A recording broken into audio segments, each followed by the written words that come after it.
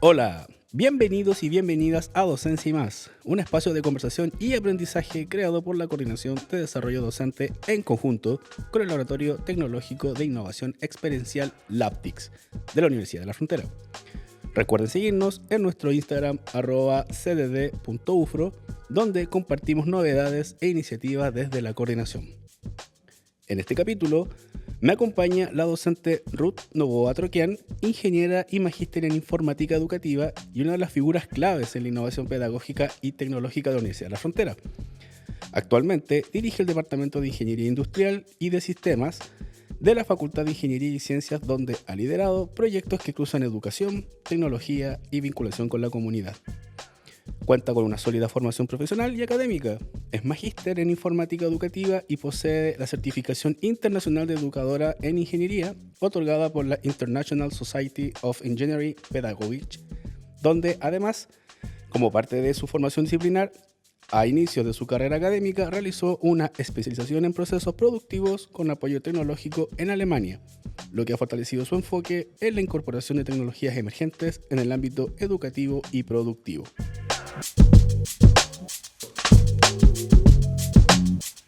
Le damos la bienvenida a la académica Ruth Novoa.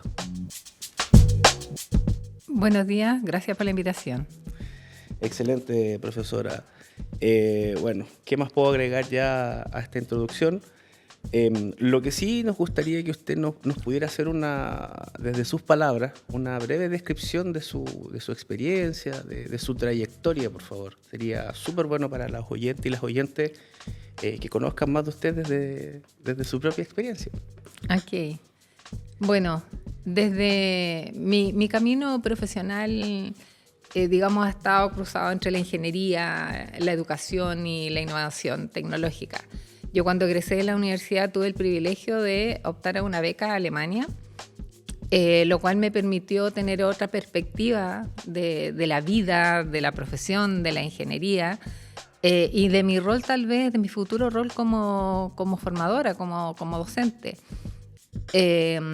Ahí, cierto, aprendí o vi cómo conectar la teoría con la práctica. Tuve otra visión de cómo poder aplicar también la ingeniería en mi contexto. Y tal vez por eso esta trayectoria ha transitado, digamos, por la ingeniería, la educación, la innovación tecnológica.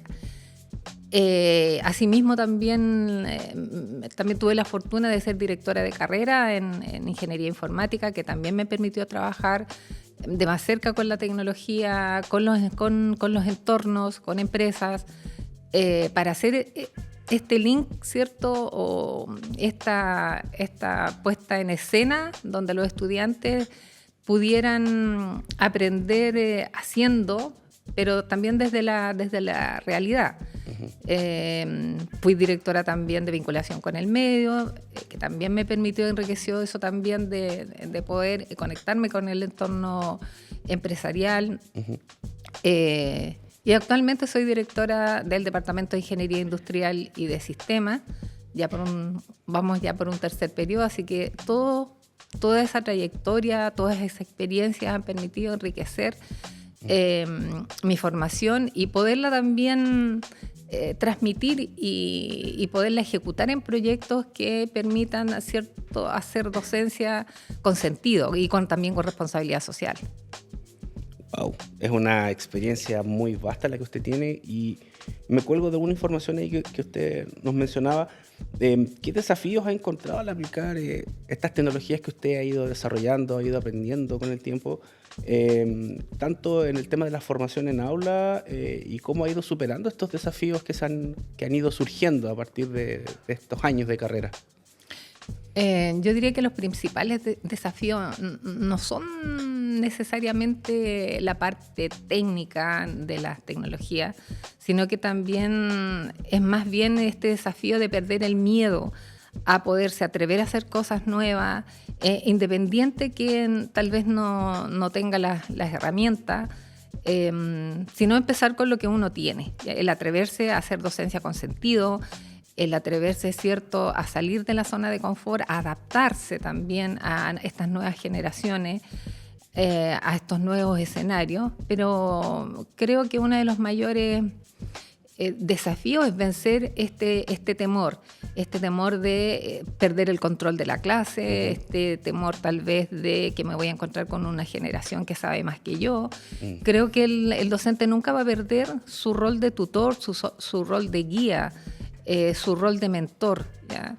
Yo diría que esos son como los principales desafíos más allá de los tecnológicos. La tecnología se aprende, se adapta, ahora hay muchas redes, está el trabajo multidisciplinario, interdisciplinario, no necesitamos saber de todo, porque no somos expertos en todo, pero sí en nuestro rol como docente es generar esos espacios, buscar esas conexiones para darle al estudiante la mejor forma de experiencia de aprendizaje.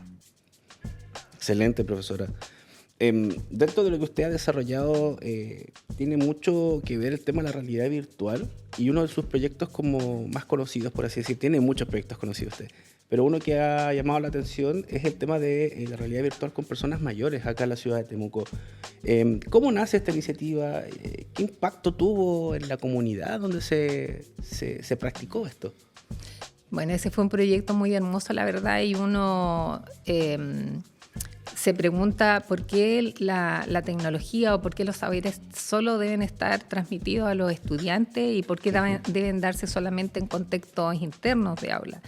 Aquí nosotros con una responsabilidad social también de transferir conocimiento y que también lleguen a los sectores más vulnerables. Ya, eso es uno también, en lo personal, es uno de los desafíos de cómo llegar a estos sectores más vulnerables, la tercera edad, ¿cierto? Claro. La educación rural, donde no tenemos los mismos accesos. Y este proyecto, claro, nos hizo pensar por qué no llegar a la tercera edad y también, de alguna manera, estar más en sintonía con ello y no generar esta brecha ya de acceso a la tecnología. Claro. Nos unimos ahí con la Municipalidad de Temuco, con el programa de la tercera edad, fue un proyecto muy hermoso.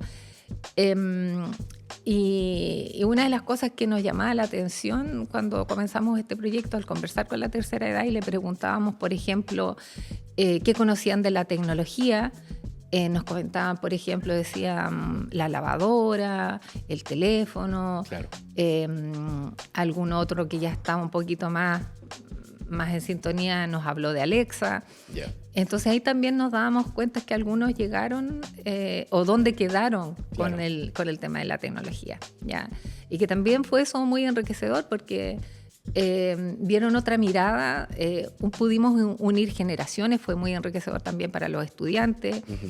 Conversábamos de los nietos, por qué jugaban tanto en el teléfono. Claro.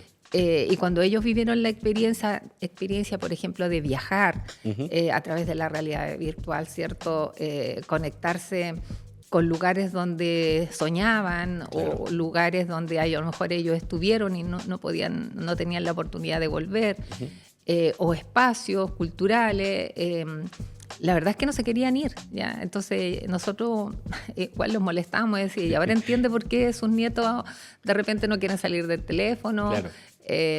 No es tanto, digamos, claro, ahí tiene que ser guiado, ahí podríamos entrar en otro tema con el uso adecuado de la tecnología en los niños, pero tiene que ver con eso, ¿cierto? De poder entender que el uso puede generar, digamos, impactos sociales, impactos emocionales, sobre todo en la tercera edad, que uno vio resultados positivos. O sea, era un espacio donde ellos se entretenían, conversaban, tenían puntos en común.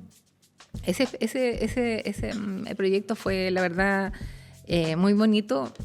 Sentimos ahí que nosotros también tenemos una responsabilidad de acercar la tecnología a la comunidad, sobre todo a los más desfavorecidos. Y también unió generaciones. Yo creo que Sí. a todos nos hizo muy, muy bien ese proyecto. Y nos quedamos ahí con ganas de seguir haciendo algún otro proyecto. Yo creo que más adelante tal vez podamos hacer una parte 2. Excelente. ¿Sus estudiantes, cuál fue más o menos el sentir general que ellos le expresaron, ellas le expresaron a usted a partir de este proyecto? ¿Cuáles fueron sus sensaciones como un poco más específicas? ¿Quedaron muy enganchados? ¿Les generó una significancia lo que estaban haciendo? Sí, a los estudiantes se sentían como que estaban aportando, ya que más allá de estudiar, digamos, o ser expertos en una tecnología, lo que quieran, cómo ellos pueden aportar a cambiar la calidad de vida de las personas a través de saber tecnologías o desde su rol de estudiante de ingeniería, no necesariamente con tecnología, sino que con todas las herramientas y todos los conocimientos que están adquiriendo como futuros profesionales. El ser empático, la ética, el trato, otros aspectos, ¿cierto?, que necesitamos en este contexto, en esta sociedad, que no solamente tiene que ver con ser expertos en tecnología o con ser expertos en alguna área en particular, sino que con estas competencias blandas que me permiten acercarme más a las personas y que tienen más valor tal vez de ser experto en un área en particular, ¿ya? La empatía, estos otros elementos que hacen que realmente estemos contribuyendo a los cambios, creo que son más importantes y a ellos les hizo mucho sentido. Excelente. Está muy en coherencia con lo que usted comentaba de el tema de que no somos expertos en todo, sino que es más importante ir desarrollando las habilidades de nuestros estudiantes y también de nosotros como profesionales. Entonces, probablemente, como usted bien lo expresa, estos proyectos tienen ese sentido cuando están altamente vinculados con el entorno y la comunidad. Uh-huh. Oiga, profesora, y hablando del tema del entorno, las comunidades, usted también ha sido una de las primeras personas que ha estado en las primeras clases de metaverso acá en la Universidad de la Frontera. ¿Cómo visualiza el potencial de esta experiencia inmersiva y cómo podríamos explicar qué es el metaverso a la gente que quizás no está tan como en conocimiento de lo que pueda significar esto? Uh-huh. Sí, tuvimos la oportunidad de contribuir en esa experiencia. La verdad es que nosotros prestamos la infraestructura tecnológica. Esa experiencia fue realizada por Minverso, otra empresa con la cual estábamos relacionadas. Y también fue una experiencia muy enriquecedora, fue un piloto, creo que hay mucho todavía por hacer. Tener, digamos, experiencias de enseñanza-aprendizaje, específicamente en el contexto educativo, en un contexto como paralelo a la realidad, que es virtual, ¿cierto? También trae hartas implicancias. En esa experiencia se conectaron estudiantes de distintas partes del país en este espacio virtual donde el profesor podía explicar, ¿cierto?, una clase, un tema. Es un punto de encuentro, ¿ya? En la virtualidad, ¿ya? Esa es la gracia que tiene, digamos, trabajar o aplicar metaverso. Sin embargo, todavía yo creo que hay mucho por investigar, mucho por hacer. Aparecen temas ahí de ética digital, aparecen temas, si yo entro con un avatar de masculino, femenino, o mujer o hombre, ¿cierto? No sé cómo, o de qué género, entonces aparecen temas ahí también de lo que sucede en la realidad, ¿ya? Ahí yo estaba investigando algunos estudios ahí que hablan, ¿cierto?, de que el acoso también ocurre en el metaverso. Claro. ¿Ya? Entonces aparecen cosas ahí, ya, pero podría haber entrado con un avatar masculino, no un femenino.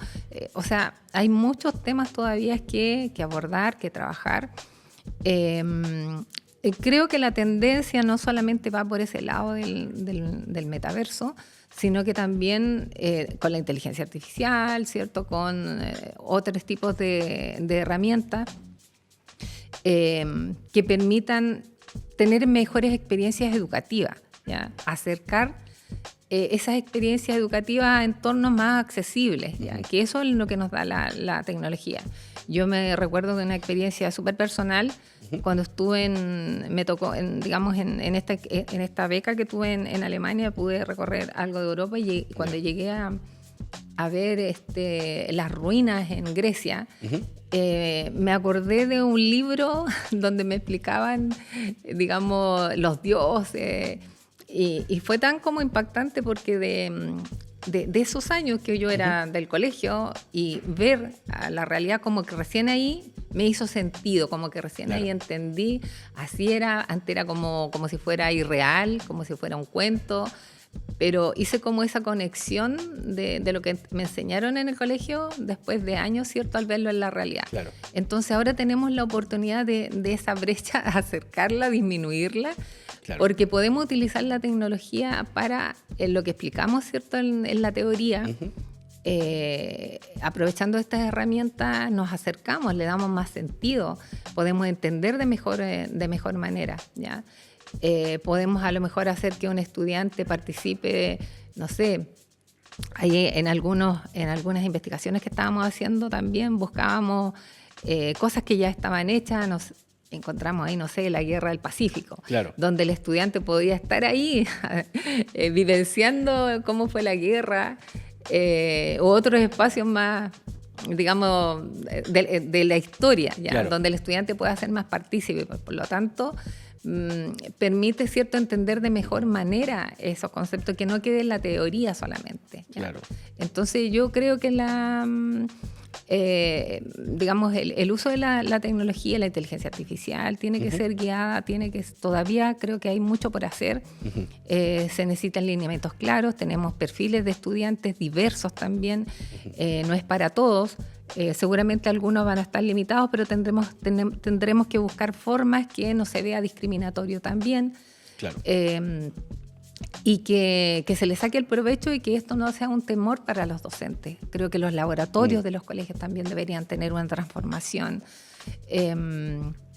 y que debiera ser paulatino, ¿ya? Claro. Eso a grandes rasgos. Claro.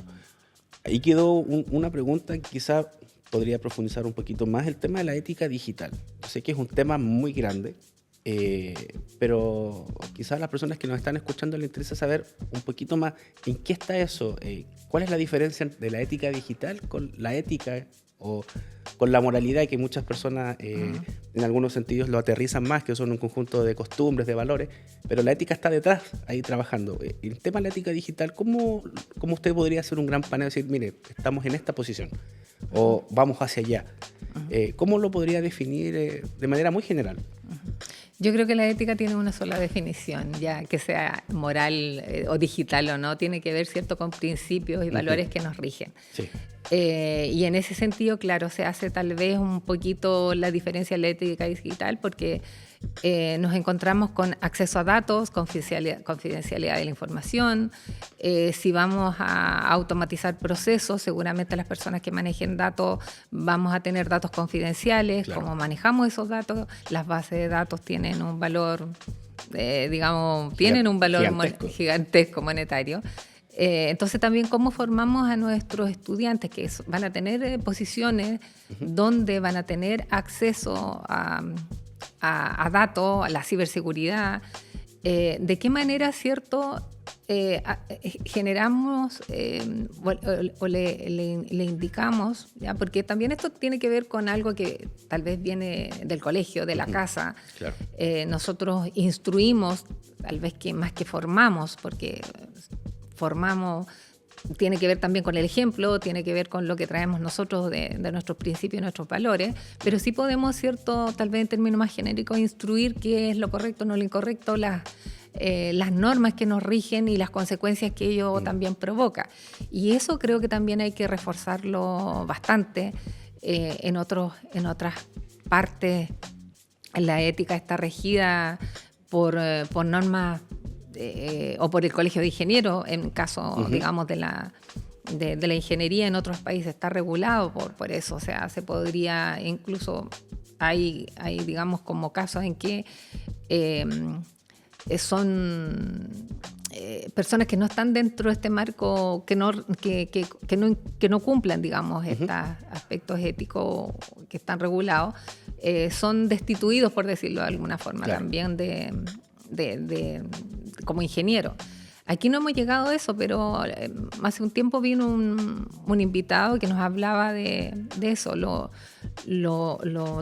duro que es digamos, el aplicar sanciones cuando hay normas o conductas que no son éticas, porque el impacto que va a provocar eso, de si dejamos pasar estas situaciones, tenemos profesionales de que van a, no sé, generar problemas en la sociedad, puentes caídos, no van a tener, digamos, coherencia con, a lo mejor, con el impacto social, con la sociedad en general. Entonces, creo que ese tema es necesario abordarlo, seguirlo trabajando, porque tal vez no se dimensiona el impacto negativo que puede causar. Tal vez lo podemos ver en un médico porque se va una vida. Acá vemos, bueno, son datos, dirán los ingenieros. Aquí no estamos matando a nadie, pero si hay, digamos, consecuencias negativas si es que esto no se aborda de manera clara, por decirlo de alguna manera. Claro, y en este sentido, idealmente la ética que sea un eje transversal en la formación, no un curso o algo aislado, sino que sea un comportamiento, un conjunto de principios que estén a lo largo de la formación, no solo en la universidad, me imagino, también a lo largo de la vida. Exactamente. Cuando vino este relator internacional, que era el presidente como del Colegio de Ingenieros en Colombia, nos contaba un caso que yo me imaginaba si se pudiera dar acá. Decía, un estudiante tiene que cumplir el requisito del inglés para poderse titular. ¿Ya? Y este estudiante no tenía todo el inglés, entonces falsificó un certificado que decía que lo cumplía. Yeah. Entonces, ese estudiante, en ese contexto, fue sancionado y no se tituló. ¿Ya? O sea, hubo una comisión que vio el caso, etcétera, etcétera, ¿cierto? Después de mucho analizar, finalmente no se tituló. O sea, y yo me imagino que si aquí hubiera un caso de esas características, un estudiante que estudia 5 o 6 años, falsifica un certificado para obtener el título, digamos, en este caso el inglés, y la resolución de ellos fue no, porque este profesional nos va a dejar seguramente mal parado, porque si ahora fue capaz de falsificar un documento, después va a falsificar otro para una obra, y así, etcétera, etcétera. Decía que fue un caso bien emblemático con los padres, porque no fue fácil dejar a alguien que estudió 6 años o 5 años, ¿cierto?, una ingeniería, y finalmente no se pudo titular por cometer esa infracción que era gravísima. Y eso yo me pregunto aquí si pasara. ¿Seríamos capaces, las autoridades serían capaces de poder generar una sanción de ese estilo? Claro. No tenemos todavía tal vez las herramientas, porque necesitamos seguir formando, haciendo énfasis en que esas son conductas que pueden traer consecuencias. Claro. Idealmente ahí siempre es buscar la prevención antes que la sanción. Sí, eso es lo ideal en la formación. Pero Exacto. Si se dan estos casos, tener una regulación o tener algún procedimiento claro en caso de generar los límites y los marcos que son fundamentales en todo tipo de procesos. Exacto. Porque tal vez los estudiantes igual no dimensionan qué pasa. Yo siempre los pongo en situaciones, ya si cambio una nota de 1000 datos o de 5000 datos y cambio 2 o 3 que me favorecen o quiero favorecer algo, no se va a notar. Entonces lo visualizan como algo que no va a traer mayores consecuencias. Claro. ¿Ya? Entonces eso hay que abordarlo, hay que trabajarlo, tiene que ser transversal, no solamente en toda la formación. Perfecto. Bueno, usted mencionó algo sobre el género anteriormente, hace unos minutos atrás, y le quisiera llevar a ese ámbito. ¿Cómo ha sido su experiencia promoviendo espacios tecnológicos con enfoque de género en la universidad, que de cierta forma también buscan trascender el espacio universitario? ¿Cuál ha sido su experiencia en ese sentido, profesora? Ahí yo creo que no ha sido un tema fácil. Yo creo que está todavía en la teoría, está en los números, en los cupos. Creo que se deben generar aún más espacios que permitan empoderar y visibilizar las competencias del género femenino, Creo que no basta solo insisto, con decir que ahora hay un número más o que tenemos una directora más, sino que creo que hay falta todavía cambios culturales. Yo creo que es una transición que se debe todavía trabajar más, son cambios culturales. Y la idea tampoco es que las mujeres que estamos como en esta transición o en estos espacios tampoco nos adecuemos a espacios masculinizados para poder generar estos cambios. Yo creo que no se trata de eso. Creo que debemos hacerlo desde las bases. A mí me entusiasma mucho trabajar con niñas en colegio de básica. Creo que por ahí también hay un camino de empoderamiento, de que reconozcan sus fortalezas, sus competencias, normalizarlo, la verdad. O sea, como que pareciera ser que esto es como algo especial. O sea, no debiera ser así. Debemos transitar a que esto sea, digamos, sin género incluso, ¿ya? No, ¿por qué tenemos que ponerle nombres? Si aquí lo que debe priorizar son las competencias, las ganas de hacer cosas, ¿cierto? El ir demostrando y poder trabajar en distintos espacios, da lo mismo como sea. Así es que yo creo que todavía hay harto por hacer. Pero creo que hay que comenzar también por los colegios. Qué bien. Sí, una labor ardua, considerando estas brechas que están tan históricas que han tenido en este sentido, más en la ingeniería, donde el ingreso quizás de estudiantes mujeres ha sido menor no solo acá en la Universidad de la Frontera, sino a nivel global, a nivel nacional.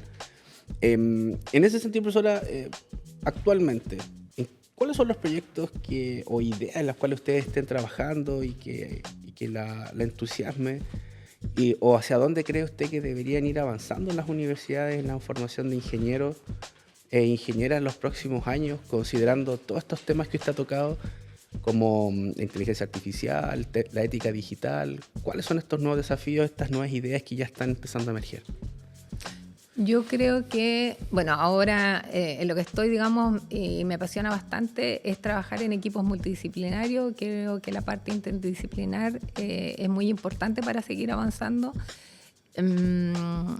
Me interesan mucho estos sectores más vulnerables, que son la educación, partir por la educación, ¿cierto? Desde, ojalá, lo más chico posible.